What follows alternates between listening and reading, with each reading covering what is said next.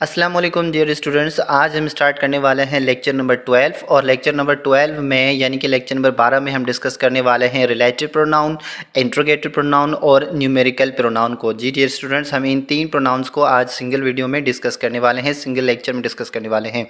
तो relative pronoun का मतलब क्या होता है डियर स्टूडेंट? यहाँ पे रिलेटिव जो वर्ड है इसका मतलब ही क्या होता है? रिलेटिव का मतलब होता है रिश्तेदार। हम कहते हैं कि ये हमारे रिलेटिव है। रिलेटिव का मतलब होता है रिश्तेदार। तो रिलेटिव प्रोनाउन का की जो मीनिंग है वो ज़मीर निस्बती होती है, यानी कि ऐसे प्रोनाउन जो कि एक नाउन के साथ अपना रिलेशन जोड़ रहे होंगे तो इनको हम जो है ना ज़मीर निस्बती कहते हैं। रिलेटिव का मतलब होता है रिलेशन, यानी कि हमारे रिश्तेदार जिनसे हमारी निस्बत जुड़ी हुई होती है तो उनको ही हम जो है ना हमारे रिलेटिव बोलते हैं। तो ये वर्ड्स जो हैं वो रिलेटिव प्रोनाउन है। कौन से? Who, which, that, whose, whom. तो डियर स्टूडेंट, ये रिलेटिव प्रोनाउन सिर्फ 5 वर्ड्स हैं, इनसे ज़्यादा रिलेटिव प्रोनाउन मौजूद नहीं हैं। तो यही 5 वर्ड हैं, इनको आप याद कर लें। अगर हम बात करें इनकी मीनिंग्स की तो डियर स्टूडेंट, इनकी मीनिंग जो है ना वो सेंटेंस पर डिपेंड करती है कि सेंटेंस में हमने इसको किस सेंस में यूज़ किया है। तो यहाँ पे देखें और यहाँ पे एक और बात मैं आपको बताना चाहूँगा कि डियर स्टूडेंट याद रखें कि इंग्लिश में जो भी वर्ड होते हैं, वोकैबुलरी होती है, तो उनकी 2 मीनिंग्स होती हैं। ठीक है, एक मीनिंग उसकी डिक्शनरी के मुताबिक यानी कि उसकी एक ओरिजिनल मीनिंग होती है, और दूसरी जो कि हम सेंटेंस के मुताबिक उसकी मीनिंग प्रेडिक्ट करते हैं, कंसिडर करते हैं, वो मीनिंग होती है। तो यहाँ पे रिलेटिव प्रोनाउन की जो मैंने मीनिंग लिखी है वो मैंने यहाँ पे सेंटेंस में इस्तेमाल किया है, तो उनके मुताबिक मैंने इनकी मीनिंग्स लिखी हैं। तो मैं बल्कि इनकी जो मीनिंग्स एक्सपेक्टेड हो सकती हैं वो मैं आपको बता दूंगा कि ये इनकी मीनिंग्स हो सकती हैं। तो डियर स्टूडेंट, हु का मतलब होता है जो या फिर जो के। ठीक है डियर स्टूडेंट। विच का मतलब होता है जिसे या फिर जो के। दैट का मतलब भी होता है जिसे, और हुज का मतलब होता है जिसकी, जिसका, जिसके। हुम का मतलब होता है जिसको, जिसकी, जिसका। तो डियर स्टूडेंट, यहाँ पे देखें कि इन सारे वर्ड्स की जो मीनिंग है ना वो बिल्कुल सेम आ रही है, लेकिन इनका यूजेज जो है ना वो बिल्कुल डिफरेंट है, एक दूसरे से बिल्कुल डिफरेंट है। वो कॉन्सेप्ट हम बिल्कुल पढ़ेंगे कि हु को कब इस्तेमाल करना है, विच को कब इस्तेमाल करना है, दैट को कब इस्तेमाल करना है, हुज को कब इस्तेमाल करना है, और हुम को कब इस्तेमाल करना है। वो जब हम की पढ़ेंगे प्रोनाउन की तो उसमें हम जो है ना वो डिस्कस कर लेंगे। तो जी डियर स्टूडेंट, यहाँ पे हम अब इन वर्ड्स का इस्तेमाल देखने वाले हैं सेंटेंस में। तो देखिए यहाँ पे, I need to find a roommate who doesn't smoke. अब मैंने देखें यहाँ पे हु वर्ड यूज़ किया है। अब हु यहाँ पर क्यों यूज़ हुआ है? तो देखें, I need to find a roommate, मैंने कहा कि मुझे एक रूममेट की ज़रूरत है। अब एक रूममेट की ज़रूरत है। हु, जो के, यहाँ पे इसकी मीनिंग क्या आ रही है? जो के। हु डजेंट स्मोक, यानी कि जो के सिगरेट ना पीता हो या फिर सिगरेट का आदी ना हो। ठीक है। अब मुझे किसकी ज़रूरत है? रूममेट की ज़रूरत है जो कि क्या करता हो? स्मोक नहीं करता हो, सिगरेट नहीं पीता हो। तो यहाँ पे देखें, हु जो है ना रूममेट को और जो स्मोक ना करता हो दोनों को रिलेट कर रहा है, तो फिर हम इनको क्या कहेंगे? इसको हम कहेंगे रिलेटिव प्रोनाउन। और यहाँ पे इसकी मीनिंग क्या आ रही है? जो के। ठीक है, मुझे एक रूममेट की ज़रूरत है जो कि सिगरेट ना पीता हो। आगे बढ़ते हैं। The employee helped the customer whom the manager brought over. अब देखें यहाँ पे मुलाज़म ने गाहक की मदद की जिसे मैनेजर लेकर आया था। अब देखें यहाँ पे होम वर्ड की मीनिंग क्या आ रही है? जिसको। ठीक है, यहाँ पे मैंने जिसको लिखा है। ठीक है, the employee helped the customer whom the manager brought over, यानी कि जो मुलाजिम था, मुलाजिम ने गाहक की मदद की जिसको मैनेजर लेकर आया था। ठीक है डियर स्टूडेंट, तो यहाँ पे होम जो वर्ड है वो किससे रिलेट कर रहा है? देखें, कस्टमर के बारे में बता रहा है। ठीक है, और कस्टमर कौन? जिसको मैनेजर लेकर आया था। तो देखें यहाँ पे ये वर्ड जो है ना वो कस्टमर को रिलेट कर रहा है, किसके साथ? मैनेजर के साथ रिलेट कर रहा है। तो ये यहाँ पे क्या हो जाएगा? रिलेटिव प्रोनाउन हो जाएगा।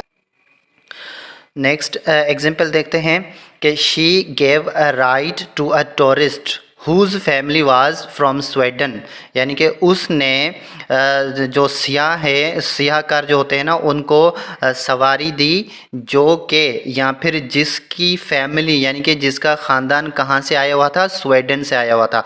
अब यहाँ पे हुज जो वर्ड है ना, यहाँ पे इसकी मीनिंग क्या आ रही है, जिसकी फैमिली या फिर हाँ जिसकी फैमिली जो है वो स्वीडन से आई हुई थी। तो हुज वर्ड जो है वो क्या किसको रिलेट कर रहा है, टूरिस्ट, यानी कि सियाह जो घूमने वाले हैं उनको सियाहकार बोलते हैं, ठीक है, टूरिस्ट बोलते हैं। अब टूरिस्ट और दूसरा कौन सा वर्ड रिलेट हो रहा है, फैमिली, यानी कि लड़की ने उसने, ठीक है, उसने टूरिस्ट सियाह को सवारी दी जिनकी फैमिली जो है वो स्वीडन से आई हुई थी। मज़ीद एग्जांपल देखते हैं इनकी। तो यहाँ पे देखें dear student, the computer which I bought yesterday is on top of my desk, ठीक है जी, वो कंप्यूटर जो कि मैं कल लेकर आया था या फिर कल मैंने ख़रीदा था, ठीक है जी, मेरी डेस्क की टॉप पर पड़ा हुआ या फिर डेस्क के सामने सामने पड़ा हुआ है।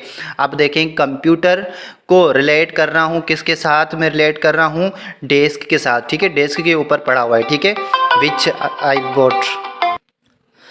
ओके डियर स्टूडेंट, तो the computer which I bought yesterday is on top of my desk, वो कंप्यूटर जो कि मैं कल ख़रीद करके लाया था या फिर लाया था वो मेरी डेस्क के सामने पड़ा हुआ है, ठीक है। जो विच वर्ड है ना वो कंप्यूटर को रिलेट कर रहा है डेस्क के साथ, ठीक है। तो यहाँ पे ये क्या हो गया, रिलेटिव प्रोनाउन हो गया, ठीक है डियर स्टूडेंट। अब यहाँ पे नेक्स्ट एग्जांपल देखते हैं। The uniform that had been worn by Napoleon was on display in the museum. अब देखें वो यूनिफॉर्म, वो ड्रेस, ठीक है, वो लिबास जो कि नेपोलियन ने पहना था, ठीक है। अब दैट जो वर्ड है ना, जो कि यहाँ पे मीनिंग आ रही है, तो ये किसको रिलेट कर रहा है, यूनिफॉर्म को रिलेट कर रहा है, किसके साथ कर रहा है, नेपोलियन के साथ कर रहा है, ठीक है, कि the uniform that had been worn by Napoleon, ठीक है, वो यूनिफॉर्म जो कि नेपोलियन ने पहना था, was on display in the museum, जिसको अजायब घर में दिखाया गया, ठीक है डियर स्टूडेंट। तो यहाँ पे ये वर्ड जो है वो क्या हो रहे हैं, रिलेटिव प्रोनाउन हो रहे हैं। यहाँ पे डियर स्टूडेंट एक और चीज़ मैं आपको रिमाइंड करवाता चलूँ कि हमने जब सबऑर्डिनेट क्लास पढ़ा था तो वहाँ पे मैंने आप लोगों को इन वर्ड्स का बताया था कि जो सबऑर्डिनेट क्लास होते हैं वो इन वर्ड्स से स्टार्ट होते हैं, ठीक है। हु डजंट स्मोक, अब देखें यहाँ पे हु डजंट स्मोक जो कि सिगरेट नहीं पीता, अब ये क्या हो जाएगा, यहाँ पे सबऑर्डिनेट क्लास हो जाएगा, ठीक है। और complete sentence, I need to find a roommate, ठीक है। Whom the manager brought over, जिसको मैनेजर लेकर आया था, यानी कि ये हाफ मीनिंग दे रहा है, इनकम्प्लीट सेंस दे रहा है, तो इसको मुकम्मल करने के लिए हमें इंडिपेंडेंट सेंटेंस की ज़रूरत पड़ती है। तो यहाँ पे the employee helped the customer, तो डियर स्टूडेंट इन वर्ड्स को जो है ना हम यूज़ करके सबऑर्डिनेट क्लास भी बनाते हैं। तो डियर स्टूडेंट यहाँ पे आप लोगों ने देखे कि विच, हु, दैट, हुज, हुम को जो है हम एज अ रिलेटिव प्रोनाउन कैसे इस्तेमाल कर सकते हैं। अब रही बात इनको, सर इनके इस्तेमाल का जो है ना वो कॉन्सेप्ट क्या है, तो वो जब हम प्रोनाउन के की पॉइंट्स पढ़ेंगे तो वहाँ पर आपके क्लियर हो जाएंगे। अदरवाइज़ ये बड़ा ही सिंपल और सादा टॉपिक है, इसको जस्ट यही देख लें कि ये कौन से वर्ड्स हैं और इनको हम कैसे इस्तेमाल कर सकते हैं। तो कैसे इस्तेमाल कर सकते हैं कि ये वर्ड्स जो है ना वो दो नाउन को जोड़ रहा होता है, रिलेट कर रहा होता है, ठीक है डियर स्टूडेंट।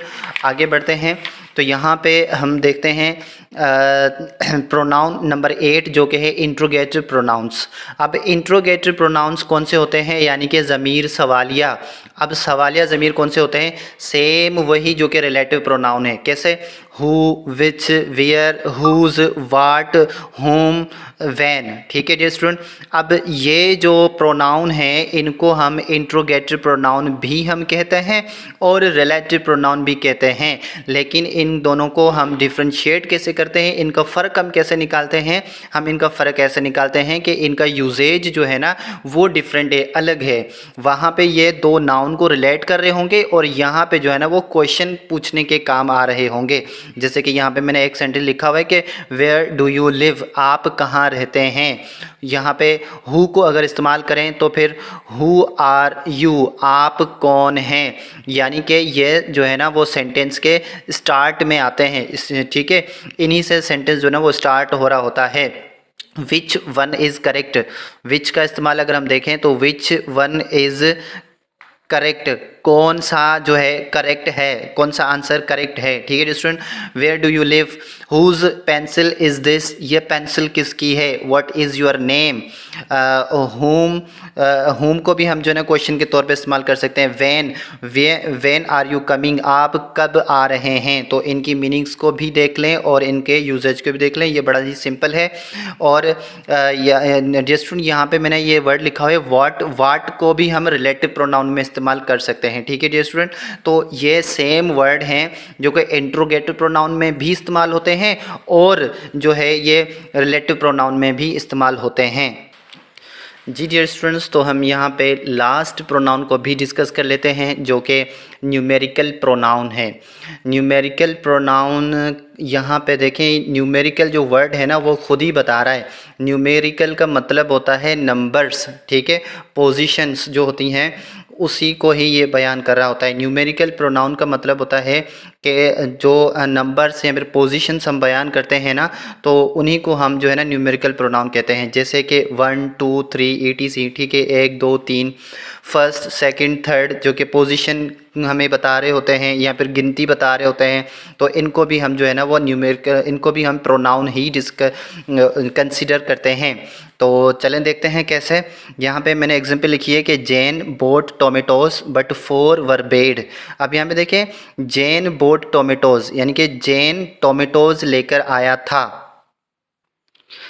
जैन टोमेटोज यानी कि टमाटर लेकर आया था, लेकिन उनमें से 4 जो थे, यहाँ पे देखें 4, ठीक है जी, 4 वर बेड, 4 जो थे वो ख़राब थे।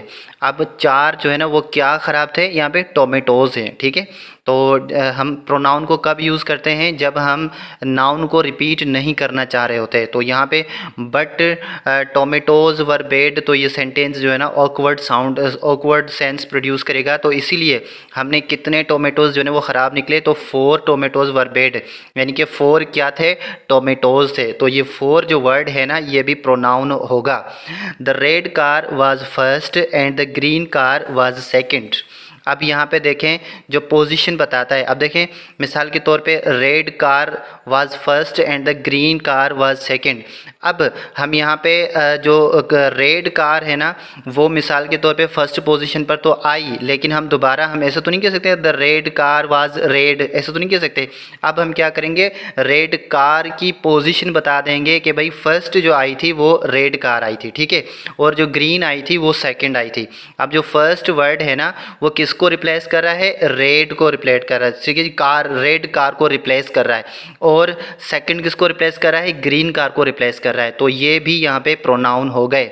One will be enough, one will be enough. अब देखें यहाँ पे अगर आपको कोई, आपसे कोई पूछे कि आप कितने बर्गर खाएंगे, ठीक है, तो आप ऐसे नहीं आंसर करेंगे कि 1 बर्गर काफ़ी होगा। आप क्या कहेंगे, 1 ही काफ़ी होगा, ऐसे आंसर करेंगे।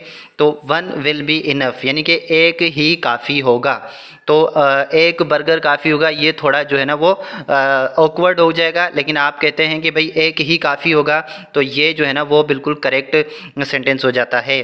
तो यहाँ पे देखा हमने कि इन वर्ड्स को जो है हम एज अ प्रोनाउन कैसे इस्तेमाल करते हैं। तो डियर स्टूडेंट, हमने यहाँ पे जो है प्रोनाउन कंप्लीट कर लिए। जो हमने काइंड देखे थे सारे के सारे काइंड्स कंप्लीट हो चुके हैं। अब इनका जो कॉन्सेप्ट कुछ रह गया होगा, तो वो आपका जो हम नेक्स्ट लेक्चर हमारा होगा वो होगा वो होगा की पॉइंट्स ऑफ प्रोनाउन, यानी कि जो की पॉइंट्स प्रोनाउन के होंगे तो उनमें आपका सारा का सारा कॉन्सेप्ट क्लियर हो जाएगा। Thank you very much.